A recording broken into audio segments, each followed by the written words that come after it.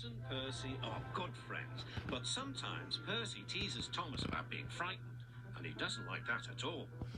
One evening he was dozing happily in the shed, but Percy wanted to talk. "Wake up, Thomas. Are you dreaming about the time you thought I was a ghost?" "Certainly not. Anyway, I was only pretending to be scared. I knew it was you, really." Percy went on teasing him. "I hope the guard leaves the light on for you tonight." "Why?" asked Thomas. "I quite like the dark." "Oh, really?" exclaimed Percy. "I am surprised. I'd always thought you were afraid of the dark. I wonder why." Thomas decided to say nothing and went to sleep instead. Next day, the Fat Controller arrived. "I would like you to go to the harbour tonight to collect something rather unusual." "What sort of something?" "Wait and see." Percy was moving trucks into a siding.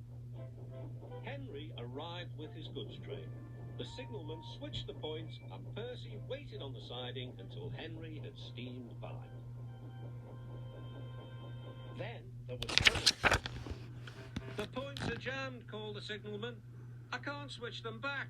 The workmen will mend them in the morning. It's too late now." Said Percy's driver. "I'm sorry, Percy, but you will have to stay here for the night." "Where are you going?" asked Percy. "Home for tea," replied the fireman. Percy was speechless. He watched as the other engines went home to the shed. Night time came, and Percy began to feel very lonely. "Oh dear," he murmured, "it's very dark." Oh, what's that?" It was only an owl, but Percy didn't realise this. "I wish Thomas was here too." Thomas was waiting for his mysterious load at the harbour. Suddenly, there it was. "Cinders and ashes," cried Thomas. "It's a dragon." "Don't worry," laughed his driver. "This dragon is made of paper. It's for the carnival tomorrow."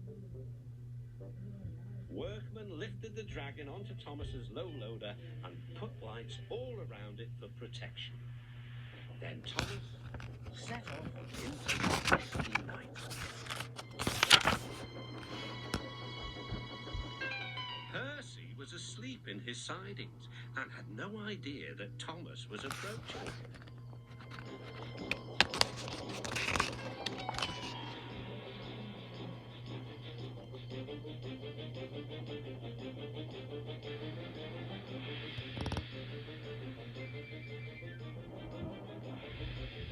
"Help!" cried Percy. "I'm not going to open my eyes until my driver comes." Next morning, the points were mended and Percy puffed back to the junction. Gordon was just about to leave with the express.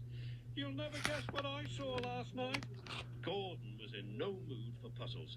"I'm up for the engine. I don't have time for your games." "I've seen a huge dragon. It was covered in lights." Gordon snorted. "You've been in the sun too long. Your dome has cracked."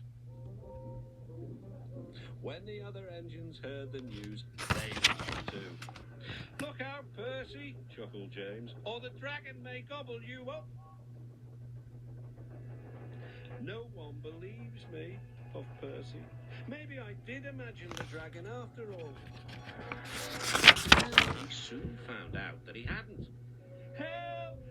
Save me!" cried Percy.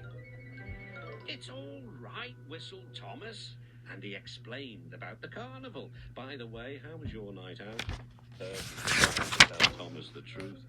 "Well, Percy," said Thomas, "maybe we do get scared sometimes, but if we're not afraid to tell each other, then that means we're quite brave too."